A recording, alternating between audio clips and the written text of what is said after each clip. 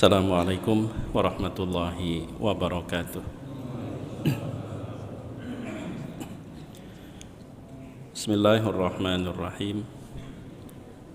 Alhamdulillah wa bihi nasta'in.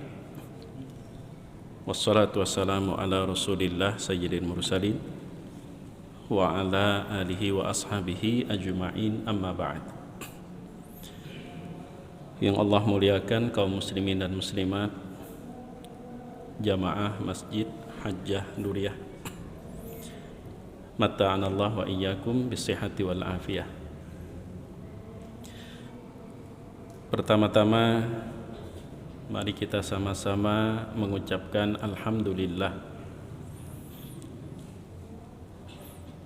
sebagai bentuk puja, puji dan syukur yang kita panjatkan kepada Allah. Mudah-mudahan dengan demikian Allah semakin limpahkan keberkahannya untuk kita seberataan. Semoga yang masih sakit Allah berikan kesembuhan, yang dalam kesulitan, kesusahan Allah berikan kemudahan. Yang telah mendahului kita, saudara-saudara kita, orang-orang yang kita cintai, semoga diberikan Allah tempat yang tinggi di sisinya. Dan semoga kita yang masih diberikan kesempatan menggunakan sisa-sisa umur, selalu Allah mudahkan memperbanyak bekal untuk kehidupan di kemudian. Salawat dan salam mudah-mudahan selalu Allah curahkan untuk Nabi kita Muhammad sallallahu alaihi wasallam beserta keluarga, sahabat dan pengikut beliau dari dulu sekarang hingga akhir zaman. Ikhwan akhwat fillah yang dimuliakan Allah Subhanahu wa taala, kurang lebih tadi pagi ulun dapat panggilan telepon, maksudnya dari salah seorang sahabat. Kebetulan kada tak angkat, tapi melewati WA menyampaikan sebuah pertanyaan. Apa pertanyaannya Pak Ustadz? Ulun punya sahabat.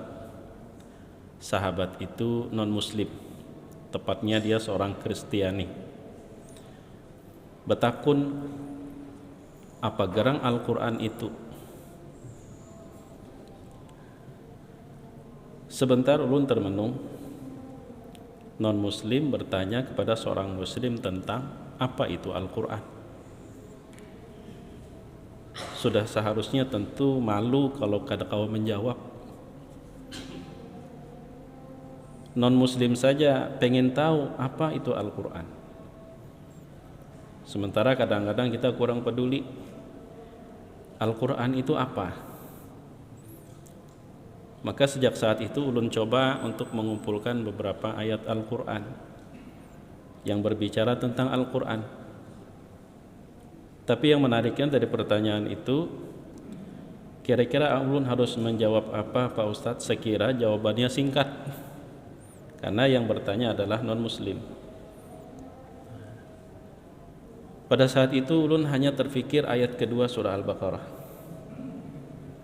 Allah berfirman, a'udzubillahi minasyaitonirrajim, dzalikal kitab la raiba fi hudal lil muttaqin. Dan ulun yakin inilah yang paling tepat untuk mengenalkan Al-Quran secara gamblang. Tapi itu bukan final, rinciannya harus ditelusuri lebih lanjut. Menariknya di ayat kedua surah Al-Baqarah itu sudah memperkenalkan agar ketika kita melanjutkan untuk lebih jauh menelusuri ayat demi ayat, apa yang sudah tersimpan dalam benak kita tentang Al-Quran itu yang selalu muncul. Memang ada beberapa fenomena ya. Al-Quran itu kadang-kadang hanya dijadikan sebagai hiasan dinding, atau yang lebih ekstrim lagi jadi semacam jimat. Beli cetakan versi kecil seperti kotak korek api buat digantung di spion mobil. Apakah Al-Quran seperti itu? Allah Subhanahu wa ta'ala mengenalkan kalamnya pada ayat kedua surah Al-Baqarah, dzalikal kitab la raiba fi hudan lil muttaqin. Lalu ulun garis bawahi, karena yang bertanya non-muslim, terlebih orang Kristen yang terbiasa dengan istilah kalimat juru selamat ya. Juru selamat, mereka biasa menggunakan hal seperti itu, bahwa Nabi Isa adalah juru selamat. Maka al-muttaqin itu sebenarnya dari kata waqa yaqi wiqayatan. Dalam ilmu sharaf itu mengalami pengayaan kata waqa yaqi wiqayatan. Arti waqa yaqi wiqayatan, melindungi diri agar selamat. Sebagaimana firman Allah yang sering kita dengar, A'udzubillahi minasyaitonirrajim, ya ayyuhalladzina amanu qu anfusakum wa ahlikum nara. Qu anfusakum dari waqa yaqi wiqayah. Asalnya iutaqa yautaqi. Waw qulibat huruf menjadi ta, menjadi ittaqa yattaqi ittiqaan. Lalu isim fa'ilnya muttaqin. Kalau jamaknya mudzakkar salim muttaqina atau muttaquna. Berarti orang-orang bertakwa itu adalah orang-orang yang memutuskan untuk mendapatkan keselamatan dunia dan akhirat. Lalu terjemah sederhananya, Al-Quran itu adalah pedoman, petunjuk buat orang yang pengen selamat dunia akhirat. Jadi karena bahasa pendekatannya adalah non-muslim, Al-Quran itu adalah salah satu bentuk juru selamat. Yang pengen selamat di dunia dan selamat di akhirat, maka jangan jauh dari Al-Quran. Bukan jangan jauh itu maksudnya taruh di samping bantal kepala, tidak. Tapi ketika Al-Quran itu pedoman, maka ikuti pedoman tersebut. Jamaah yang dimuliakan Allah Subhanahu wa ta'ala, bagaimana Al-Quran menggambarkan tentang dirinya? Yang pertama bisa kita ambil tadi surah Al-Baqarah ayat kedua. Agar kita sebagai seorang muslim ketika ditanya apa gerang Quran, memang secara harfiah Quran itu dari qara'a yaqra'u qira'ah, membaca, bacaan. Tapi bacaan itu apakah sebatas bacaan terucap di lidah? Maka itu sudah ditegaskan dari ayat pertama yang disambut oleh Nabi SAW, Iqra' bismi rabbikal ladzi khalaq. Yang ada di sini di mushaf itu bacaan yang kemudian yang realnya adalah yang ada di depan mata kita. Itulah bacaan yang tersirat. Jadi Iqra bismi rabbikal ladzi khalaq. Baca dengan nama Tuhanmu yang telah menciptakan. Dalam literatur bahasa Arab, saat ada perintah yang sebenarnya memerlukan objek atau disebut dengan maf'ul bih, tapi maf'ulnya tidak disebutkan, hanya sekedar perintah, maka itu menunjukkan makna yufidul umum, menunjukkan makna luas. Sehingga ketika Nabi diperintahkan Iqra bismi rabbikal ladzi khalaq, baca, maka kata ulama tafsir, baca yang tersurat dan baca yang tersirat. Yang tersurat yang kemudian dicetak berbentuk huruf dan kalimat di lembaran-lembaran mushaf, itulah yang seharusnya terbaca dalam kehidupan, atau itu yang memang ada dalam kehidupan. Bahwa saat kita membaca yang tersurat, maka itu yang menghantarkan kita kepada yang tersirat. Membaca alam semesta atau membikin bacaan di alam semesta sesuai dengan bacaan yang ada di dalam mushaf. Nah, setelah itu Iqra bismi rabbikal ladzi khalaq beruntun dalam rentang waktu 23 tahun kurang lebih turunlah ayat-ayat Al-Quran yang dari awal sudah disebutkan Iqra, baca wahai Muhammad. Apa yang dibaca? Saat itu kan objeknya belum ada, ternyata yang dibaca itu kemudian secara bertahap, tadrijian, selama kurang lebih 23 tahun. Selama kurang lebih 23 tahun terakhir ayat al-yawma akmaltu lakum dinakum wa atmamtu alaikum ni'mati wa raditu lakumul islam madina, surah Al-Maidah ayat 3. Jadi dari awal sudah dikasih tahu. Sama dengan ketika sudah tersusun dalam sebuah mushaf, sebelum kita sampai kepada surah An-Nas, kita diingatkan terlebih dahulu. Bahkan sebelum kita melanjutkan ke ayat 3, 4, 5 dan seterusnya, surah Al-Baqarah maupun surah Ali Imran atau surah An-Nisa dan surah-surah berikutnya sampai surah An-Nas, ada semacam pesan yang harus selalu kita ingat menjadi pesan utama, bahwa Al-Quran itu adalah hidayah. Al-Quran itu adalah hidayah. Kemudian kita juga bisa melihat dalam surah Al-Isra ayat 9, Allah berfirman, inna hadzal qur'ana yahdi lillati hiya aqwa. Sesungguhnya Al-Quran ini dia menjadi pedoman yang menghantarkan kepada sesuatu yang lebih lurus. Kalau kita kembali ke surah Al-Baqarah ayat 2, di situ beberapa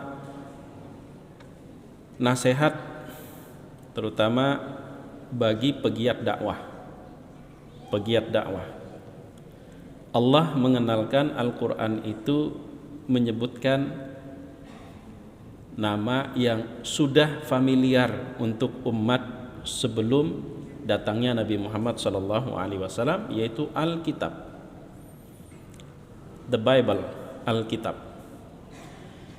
Bahkan diawali dengan dzalika, isim isyarat untuk sesuatu yang tidak dekat, itu. Tapi menarik kalau pian buka terjemahnya itu malah kitab Al-Quran ini. Padahal ini dalam bahasa Arab hadza, hadhihi, dza, dhi. Kalau dzalika atau tilka atau dzaka, terjemahnya itu.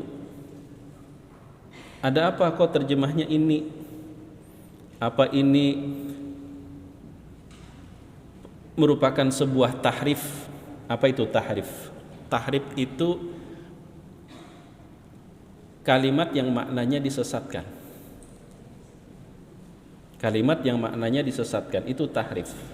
Dan itu salah satu cara atau propaganda musuh-musuh Islam untuk memberikan stigma negatif terhadap Islam. Bahkan dalam kamus bahasa Arab yang berjudul Munjid, setengah kilan tebalnya, Munjid, penyusunnya adalah non-muslim. Jadi kamus bahasa Arab namanya Al-Munjid. Itu beberapa keterangan menyebutkan ada kurang lebih 6 kata yang memang ditahrif maknanya.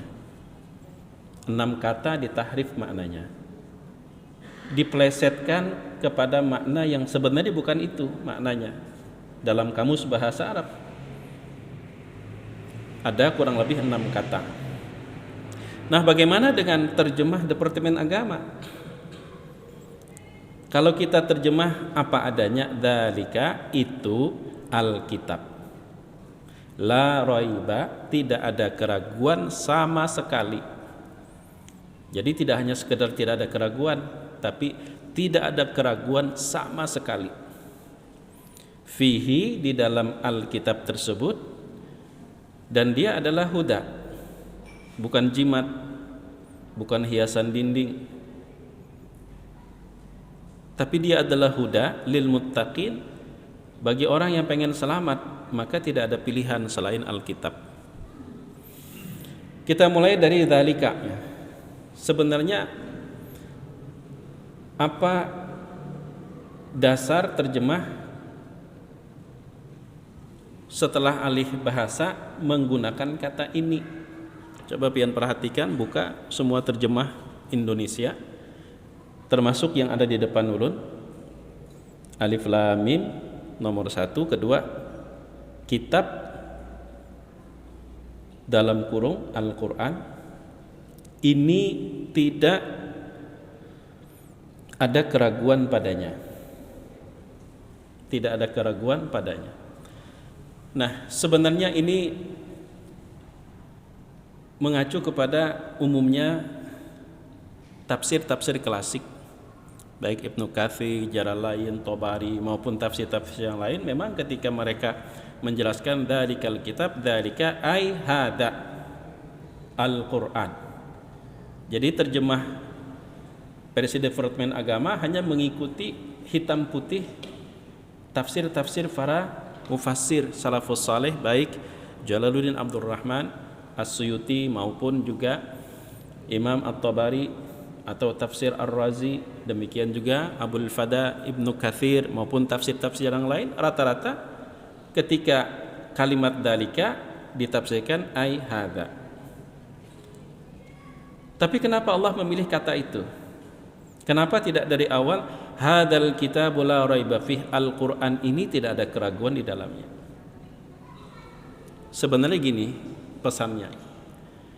Umpama kita merasa haus, air ada di ujung sana. Apa yang kita lakukan agar kita bisa menghilangkan rasa haus? Diam menunggu airnya ke sini atau kita yang berjalan? Kita yang berjalan, ada usaha. Ada usaha.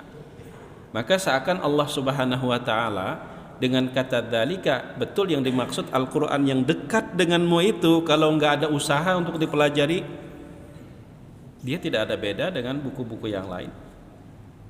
Sesuatu yang dekat tapi menggunakan kata isyarat, kata petunjuk yang biasa umum digunakan untuk sesuatu yang jauh. Jangan sampai Al-Qur'an itu dekat dengan dirimu, koleksinya banyak, tapi tidak ada upaya untuk mengkaji, untuk mempelajarinya. Yang namanya hidayah pedoman itu mesti harus minimal kita baca, kemudian kita tadabburi, kemudian berikutnya kita realisasikan maknanya dalam kehidupan. Sebagaimana firman Allah Subhanahu wa taala, alladzina atainahumul kitaba yatlunahu haqqa tilawatihi ulaika yu'minuna bih. Surah Al-Baqarah. Alladzina atainahumul kitab, orang-orang yang telah kami berikan kepada mereka Alkitab, yatlunahu haqqa tilawatihi, mereka membacanya tidak sekedar asal membaca, tapi sebenar-benar membaca. Maka orang-orang yang sebenar-benar membaca itulah sesungguhnya yang ulaika yu'minuna bih, orang-orang yang betul-betul mengimaninya. Kalau hanya sekedar koleksi di rumah tapi tak dibaca, tidak termasuk pada ayat tersebut. Ulaika yu'minuna bih wa may yakfur bihi fa ulaika humul khasirun. Lalu di situ ulama menjelaskan bagaimana sih tahapan-tahapan membaca Al-Qur'an. Dimulai dari membaca huruf-hurufnya, kemudian memahami makna-maknanya, kemudian menerapkan isi dan kandungannya, berjenjang. Itulah bentuk sebuah hidayah pedoman. Nah, jadi dzalika, menggunakan kata dzalika itu menunjukkan kalau hanya sekedar koleksi, mau yang mahal sekalipun, kualitas cetaknya dia tidak akan berguna. Bukan Al-Qur'an yang tidak berguna, Anda yang tidak bisa memetik faidah-faidah yang sebenarnya kaya terkandung di dalam Alkitab. Jadi dzalika itu menunjukkan mesti ada usaha. Jadi mulai dari belajar membaca, kemudian memahami, kemudian menerapkan isi dan kandungannya. Itulah arti sebuah pedoman. Kemudian Alkitab, kenapa tidak dzalikal Quran? Tapi dzalikal kitab. Ini mengisyaratkan kalau di dalam Al-Quran itu Allah berfirman, "Qul ya ahlal kitabi ta'alau ila kalimatin sawa wa min ahlil kitabi man in ta'manhu biqintar yu'addihi ilaik." Kalimat-kalimat yang menyebutkan ahlul kitab, maka kita jangan berpikir itu cuman Yahudi Nasrani yang disinggung. Kita juga ahlul kitab. Al-Quran itu nama lainnya juga dikenal dengan Alkitab. Kadang-kadang kan ketika Allah menyebutkan sebuah celaan tentang orang-orang umat terdahulu baik dari Yahudi maupun Nasrani, Allah sering menyebut dengan ahlul kitab.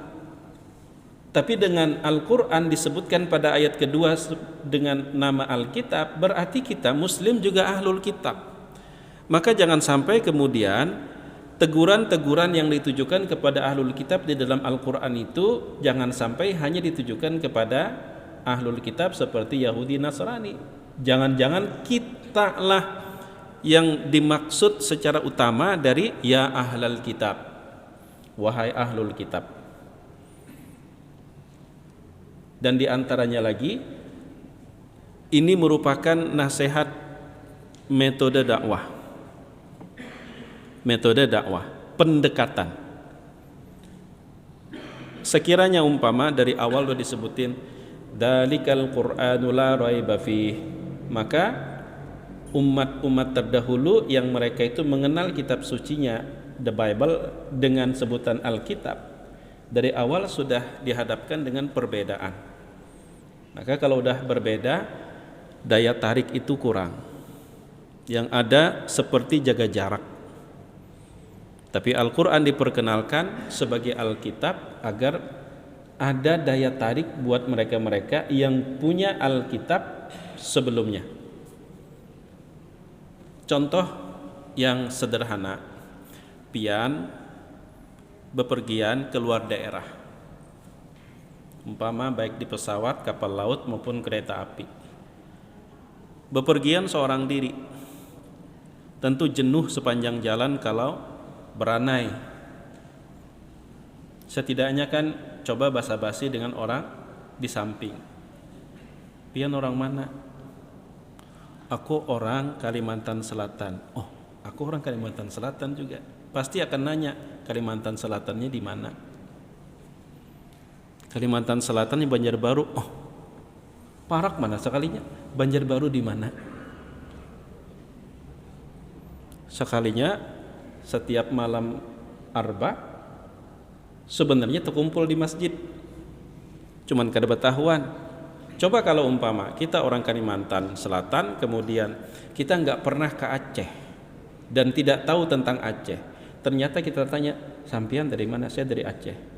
Apa yang kita tanya tentang Aceh sementara kita nggak pernah tahu? Udah selesai. Jadi dalam hal berdakwah jangan tunjukkan perbedaan, rangkul dengan persamaan, baru pelan-pelan kita berjuang. Kalau dari awal kita jaga jarak, makanya kalau ditanya apa hukumnya berteman dengan orang fasik, apa hukumnya berkawan dengan orang fasik, ini kita menjawabnya melalui fikih dakwah atau fikih hukum. Kalau menjawab dengan fikih dakwah, fikih hukum, Rasul mewanti-wanti al-mar'u ala dini khalilih falyanzur ila man yukhaliluh. Seseorang itu sedikit banyak akan tertular perilaku temannya, maka hati-hati berteman. Hati-hati berteman. Itu kalau kita menjawabnya menggunakan kacamata fikih hukum. Bertemanlah dengan orang-orang yang baik saja. Tapi kalau kita menjawabnya melalui fikih dakwah, faham dakwah, bagaimana kita bisa menularkan kebaikan, bagaimana kita bisa berdakwah kalau udah kita jauhi dari awal. Kita udah jauhi dari awal, udah sepertinya kita bikin tembok atau jurang yang memisahkan kita. Makanya Rasulullah SAW karena misi utama beliau adalah berdakwah. Itu misi utama beliau, berdakwah, mengajak ke jalan Allah. Dan dakwah para nabi dan rasul itu akarnya berada pada dakwah tauhid. Dakwah tauhid. Rasul sallallahu alaihi wasallam terhadap Abdullah sang pemabuk. Demikian juga Rasul sallallahu alaihi wasallam kepada seorang Arab Badui yang tidak ikut sholat berjamaah, nunggu Nabi di luar masjid. Itu riwayatnya, kita mulai dari yang orang Badui. Jadi orang Badui itu riwayat Imam Bukhari, riwayat Imam Muslim. Ulun ambil versi Imam Muslim dari dari Anas bin Malik. Kata Anas bin Malik, ketika aku bersama Nabi keluar dari masjid selesai sholat berjamaah, ternyata udah ada seorang Badawi A'rabiyun menunggu di luar. Dia langsung bertanya, "Mata sa'ah ya Muhammad?" Kapan kiamat wahai Muhammad? Kapan kiamat? Lalu Nabi balik bertanya, "Wa ma da'atat talaha?" Napa gerang yang engkau siapkan untuk kiamat? Apa katanya? Versi Imam Muslim, "Ma'adattu laha bikabiri salatin wala saumin wala sadaqah." Aku tidak bisa membanggakan puasa, sholat maupun sedekah, karena puasanya enggak, sholatnya enggak, sedekahnya juga enggak. Walakinnani uhibbullaha wa rasulah. Yang ada cuman ulun banggakan aku cinta Allah dan cinta Rasul. Kada penyembahyang, kada puasa, kada zakat. Buktinya tidak orang berjamaah, dia cuma di luar. Riwayat yang lain hanya mengatakan uhibbuk, aku mencintai engkau ya Rasul. Puasa kada, salat kada. Kalau versi Imam Bukhari itu kalimatnya la syai'a. Ketika Nabi nanya wa ma da'adatala la syai'a, emangnya nang nyawa siapkan apa? Kada da ya Rasulullah. Sekedar betakun di Jepang, kiamat kapan? Nah, ketika dia menjawab la syai'a walakinni uhibbuk, hanya saja ulun mencintai engkau. Bagaimana kepribadian seorang pendai? Percuma nyawa cinta dengan unda kalau kada sholat. Bukan seperti itu. Nabi sholat, Nabi puasa, sahabat sholat puasa. Sementara yang nanya enggak sholat, enggak puasa, enggak sedekah. Nabi tidak melihat perbedaan itu, tidak mengangkat, memunculkan perbedaan itu. Tapi Nabi melihat persamaan, dia cinta kepada Nabi. Apa kata Rasul sallallahu alaihi wasallam? Anta ma'aman ahbabt. Engkau akan dikumpulkan bersama orang yang engkau cintai. Itu orang yang faham dakwah. Dia tidak mematikan kebaikan yang tersisa sedikit hanya lantaran didominasi oleh keburukan, dan tidak memandang rendah karena keburukannya lebih banyak, tapi berusaha bagaimana yang kecil yang tersisa sedikit ini mendapatkan support, mendapatkan dukungan sehingga tumbuh dia pelan-pelan. Kalau umpama cuma 1% kebaikannya, tersisa 99% keburukannya, jangan sampai gara-gara 99% itu dijadikan alasan untuk untuk tidak menghargai dan tidak mendukung yang 1%. Sampai-sampai Anas bin Malik berkata, aku tidak pernah gembira segembira hari itu. Aku mencintai Allah, aku mencintai Rasul, aku mencintai Abu Bakar, aku mencintai Umar, walaupun aku masih jauh dari level mereka, kata Anas bin Malik. Kita kadang-kadang baru dakwah sudah tunjukkan perbedaan sehingga membuat orang itu antipati, menjauh. Makanya apa hukumnya kita berteman dengan orang fasik? Nah, kita dalam rangka berdakwah atau menjelaskan hukum, fikih dakwah atau fikih hukum.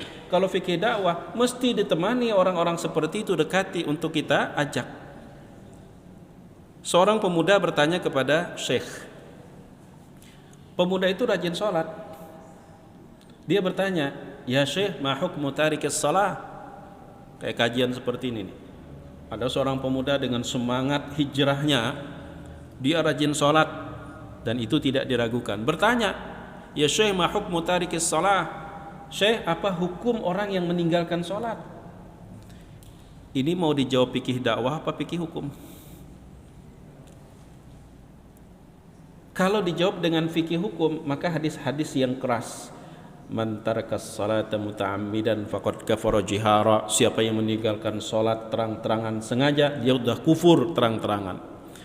Nabi nyaris ingin membakar rumah orang-orang. Hadis-hadis itu muncul. Itu kalau menjelaskan hukum. Tapi yang bertanya ini orang yang sudah rajin salat, menanyakan apa hukum orang yang meninggalkan salat. Kalau dijawab seperti itu, hanya akan menumbuhkan kebenciannya terhadap orang-orang yang belum mau salat. Kebencian yang tumbuh.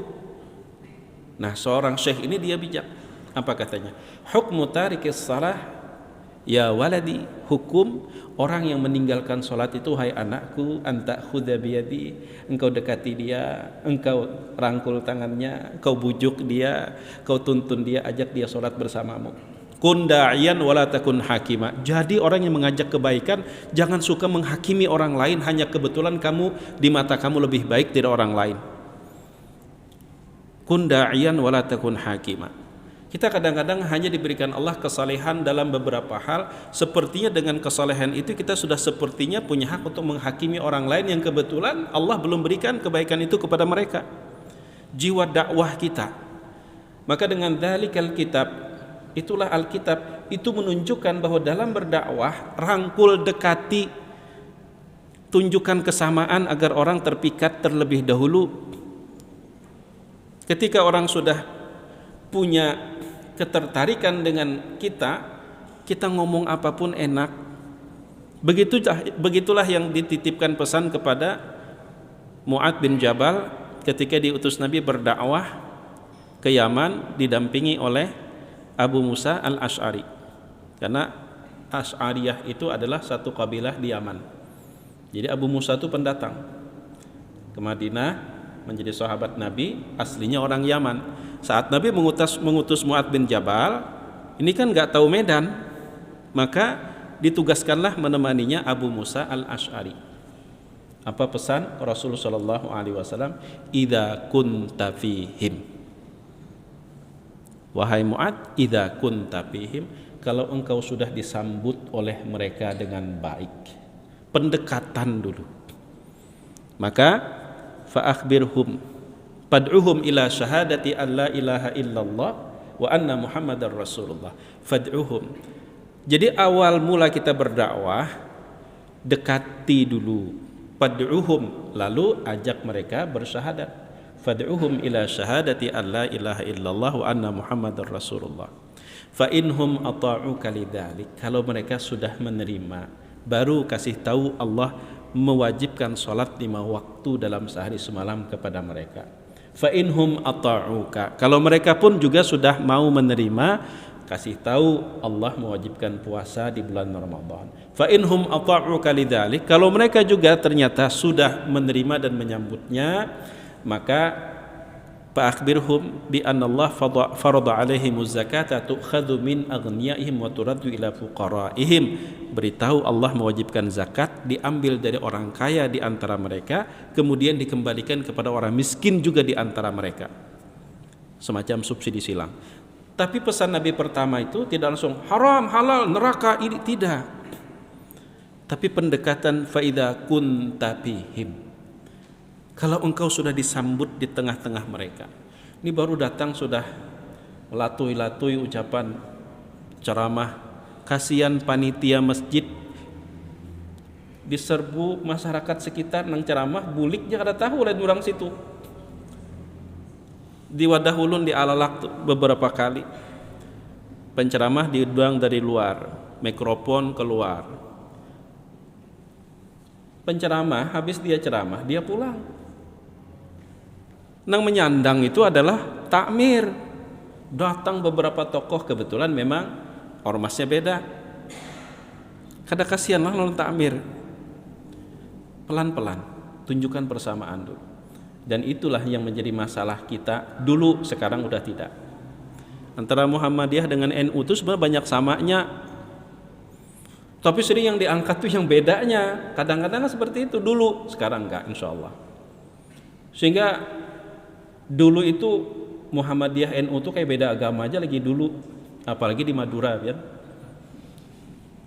Hati-hati ya cari menantu, cari yang betul-betul Islam, ya minimal Muhammadiyah. Minimal emang Muhammadiyah lain Islam. Kalau di Madura kan kental banget, karena memang berdakwahnya kita belum apa-apa sudah latui-latui. Bahasa Al-Quran itu baru di ayat kedua sudah dzalikal kitab, pendekatan dulu. Oh, ternyata yang diterima oleh Muhammad juga Alkitab ya. Kita juga Alkitab. Ada kesamaan lalu ada ketertarikan. Seperti tadi, pian orang mana? Orang Kalimantan Selatan. Oh sama. Di mana Kalimantan Selatannya? Jadi ada bahasa pendekatan. Lalu dari awal kalau kita tunjukkan perbedaan seperti jurang pemisah, maka dakwah tidak jalan. Dakwah tidak jalan. Hudan lil muttaqin. Terlebih kalau ayat pertama Alif Lam Mim, rata-rata kan para mufassir mengatakan Allahu a'lamu bi muradih. Allah yang lebih tahu dengan maksudnya. Allah yang lebih tahu dengan maksudnya. Tapi kalau kita baca menggunakan metode Profesor Dr. Abdullah Syahatah, beliau menulis buku Ahdafu Kulli Surah wa Maqasiduha, judulnya Ahdafu Kulli Surah wa Maqasiduha. Sasaran dan nilai-nilai pokok di setiap surah Al-Quran. Dari buku tulisan beliau itu ulun mengerti surah Al-Baqarah itu bahasan pokoknya terdiri dari 4 tema utama. Pertama, mengenalkan Al-Quran sebagai sumber kebenaran dan pedoman. Kemudian manusia terkelompok kepada 3 ketika berhadapan dengan kebenaran: mukmin, kemudian kafir, dan munafik. Mukmin, kafir, munafik. Mestinya mukmin 100%. Kalau secara urutan 50% munafik baru kafir, tapi urutannya mukmin, kafir, kemudian munafik. Mukmin itu disebutkan mulai dari ayat ke-3 sampai ke-5 surah Al-Baqarah, kemudian kafir ayat ke-6 dan ke-7, kemudian munafik itu dari ayat ke-8 sampai ayat 20. Lebih banyak jumlah ayatnya. Mukmin cuma 3 ayat, kafir 2 ayat, munafik yang banget. Itu menunjukkan apa? Populasi. Menunjukkan populasi. Mukmin 3 ayat, alladzina yu'minuna bil ghaibi sampai ulaika humul muflihun. Kemudian orang yang kafir, innalladzina kafaru sampai walahum adzabun azim, 2 ayat. Nah, dari ayat 8 sampai ayat 20 itu orang munafik. Mulutnya berkata beriman tapi sebenarnya tidak beriman. Yukhadi'unallaha wa rasulah. Nah, kemudian topik utama yang ketiga itu adalah menceritakan tentang perilaku Bani Israel. Hal baik maupun hal buruk tentang mereka. Baru tema yang keempat itu adalah bagaimana seharusnya seorang muslim. Mulai dari tentang sholat, kemudian puasa, kemudian haji, terus sampai kepada persoalan muamalah, ditutup terakhir tentang masalah utang piutang dan riba. Surah Al-Baqarah 2,5 juz. Ternyata setelah kita pelajari secara utuh, ada 4 tema utama, tema besar. Itu dari tulisan Profesor Dr. Abdullah Syahatah. Tahun 98 beliau wafat. Di tahun yang sama baru ulun beli buku beliau. Nah, ketika kita membaca, maka sepertinya ayat-ayat Al-Quran itu paralel. Misal seperti ayat pertama surah Al-Baqarah, Alif Lam Mim, lalu dzalikal kitab, itu dengan ayat nomor 23 itu paralel. Jadi itulah Alkitab yang tidak ada keraguan di dalamnya sama sekali dan dia adalah pedoman. Sementara orang-orang kafir mereka kan menuduh itu bikinan Muhammad. Al-Quran itu bikinan Muhammad. Itu syair. Allah menjawab, wa ma huwa biqauli syair. Nah, lalu ditantang sehingga Al-Quran itu selain dari dia adalah bentuk hidayah, pedoman dari Allah, dia juga pembuktian kebenaran Nabi Muhammad SAW. yang disebut dengan mu'jizat. Dan itu mulai dijelaskan pada ayat 23 surah Al-Baqarah. Wa in kuntum fi raibim mimma nazzalna ala abdina fa'tu bi suratin min mithlihi wad'u syuhada'akum min dunillah in kuntum shadiqin. Kalau kita hubungkan lagi dengan ayat pertama Alif Lam Mim, seakan-akan gini. Anda mengatakan Al-Qur'an itu bikinan Muhammad, itu hak Anda. Karena Anda mengenal bahwa Al-Quran itu juga sama dengan bahasa Anda yang terangkai dari huruf-huruf alif, lam, dan mim. Alif, lam, mim itu adalah dari huruf-huruf itulah menjadi bahasa yang kalian gunakan seperti Al-Quran yang disampaikan oleh Muhammad. Oke, silahkan. Karena itu kalau kita orang Kristen kan bahasanya kan bukan bahasa kita.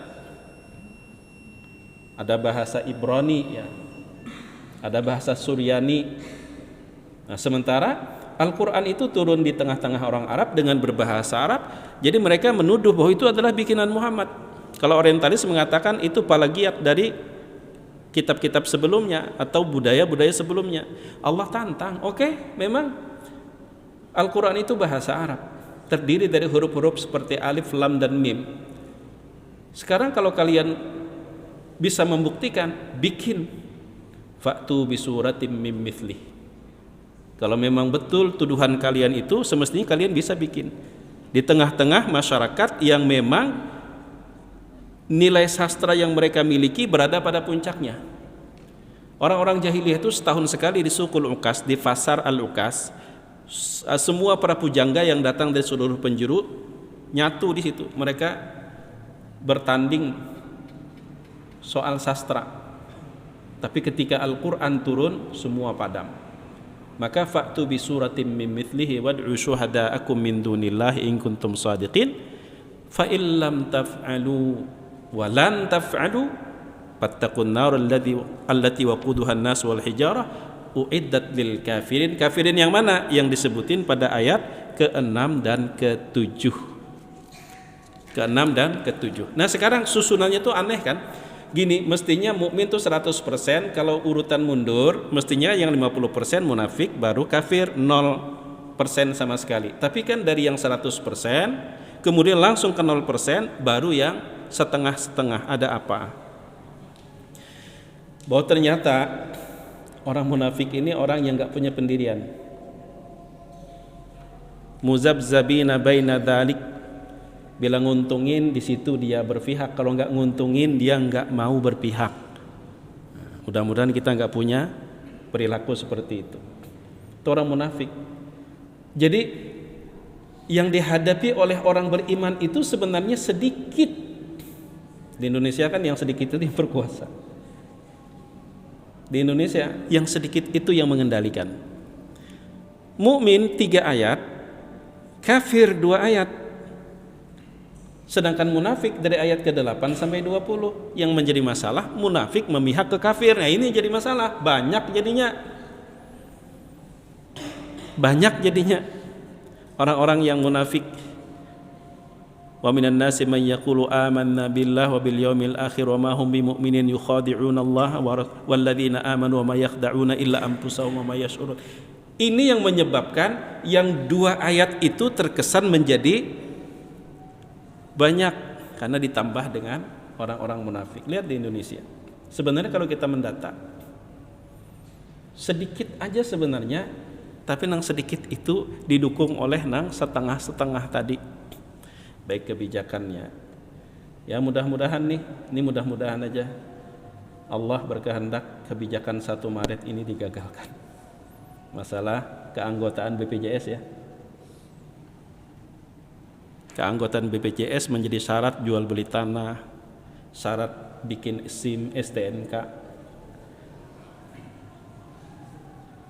Itu kan beritanya seperti itu. Sudah vaksin diwajibkan. Ya kita urusan bisnis orang ya memang itu hak masing-masing. Tapi kalau kelewatan kan keterlaluan. Ya, itu akibat salah pilih pejabat, terpilih pengusaha. Ya, kebijakan-kebijakan ya pasti orientasinya mengganali usaha. Sampai-sampai kan sekarang banyak itu yang meme-meme, ada lagu yang di snack. Betapa mahal harus kubayar, gambarnya bebinian mengikuti minyak goreng. Betapa mahal harus kubayar, tapi memegang minyak goreng. Ini patut kita renungi.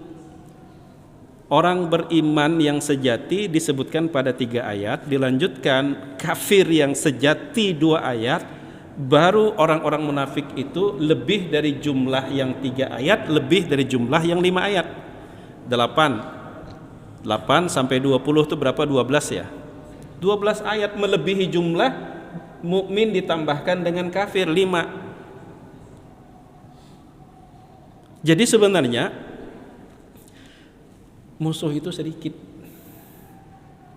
cuman dibayang-bayangi oleh 12 ayat tadi itu, lalu terlihat banyak mereka berkuasa.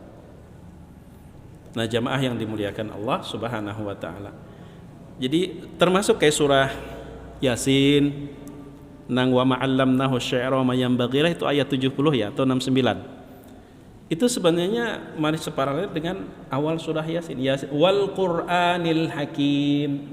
Al-Quran Al-Hakim. Al-Quran itu tetap ditolak oleh mereka dengan tuduhan, itu ada beda dengan syair.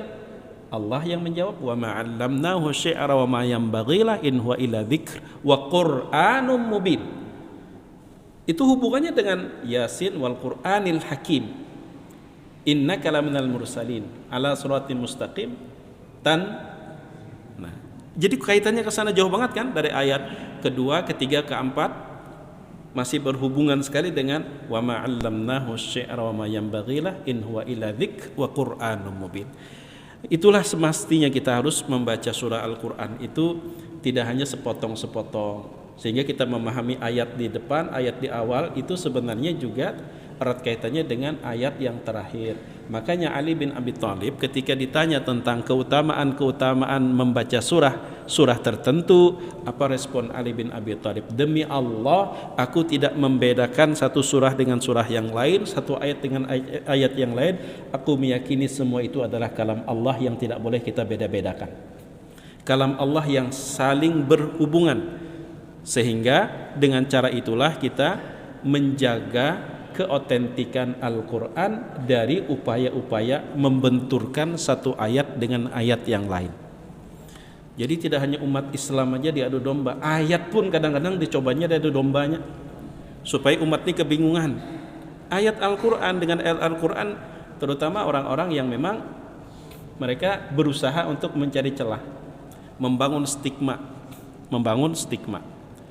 Terakhir kan nang ulun Allah alam betul atau tidaknya, di Bali ada kasus pembunuhan suami istri. Dia orang bukan muslim tapi hadir di pengadilan, yang laki-laki pakai peci, yang perempuan pakai jilbab, padahal non muslim. Kasusnya membunuh, tapi dihadirkan ke pengadilan pakai peci, nang laki-lakinya, kemudian perempuannya pakai jilbab.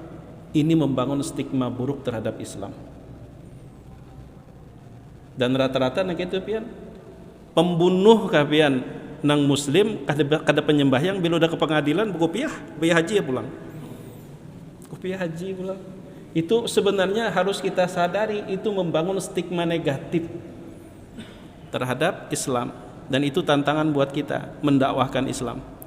Nah, barangkali ini yang dapat ulun sampaikan. Mohon maaf, sebenarnya banyak beberapa ayat Al-Quran yang berbicara tentang Al-Quran. Mungkin secara garis besar ulun sebutkan surah Al-Baqarah ayat 2, kemudian surah An-Nahl ayat 44, kemudian surah Al-Isra ayat 9. Itu bahwa Al-Quran adalah hidayah. Termasuk juga surah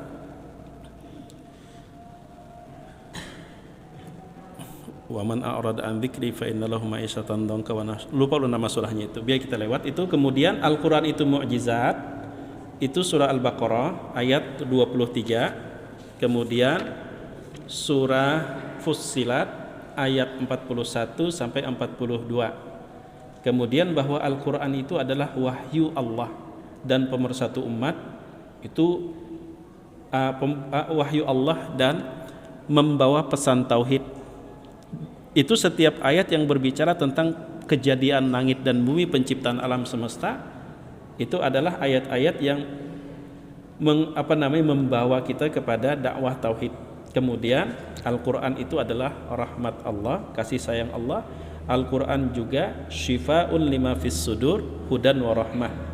Itu bisa dilihat dalam surah Yunus ayat 57, surah Al-Isra ayat 82, dan surah Fussilat ayat 44.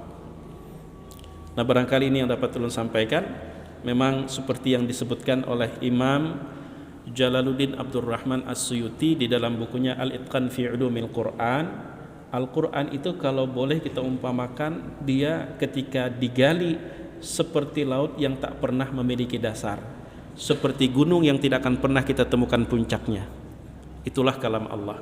Sehingga Rasul mengatakan, fadlu kalamillahi ala sairil kalam kafadlillahi ala khalqih.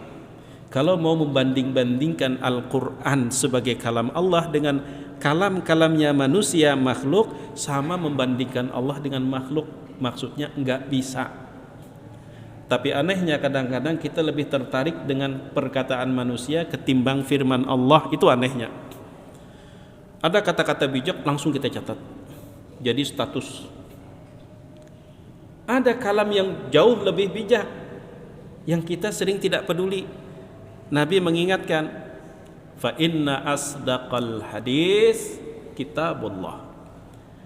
Tapi ternyata kitabullah tidak lebih menarik buat kita dari perkataan umpama seorang motivator yang dengan kata-katanya membuat kita terkesima, terdorong kita mencatat, bikin status. Tapi ayat Al-Quran nyaris bagi kita kadang-kadang tidak semenarik itu. Berarti ada sesuatu yang salah dalam diri kita, harus kita benahi. Ini yang dapat ulun sampaikan. Ampun maaf jika ada salah dan khilafnya. Hadanallahu wa iyyakum ajma'in. Subhanakallahumma wa bihamdika asyhadu an la ilaha illa anta astaghfiruka wa atubu ilaik. Wassalamualaikum warahmatullahi wabarakatuh.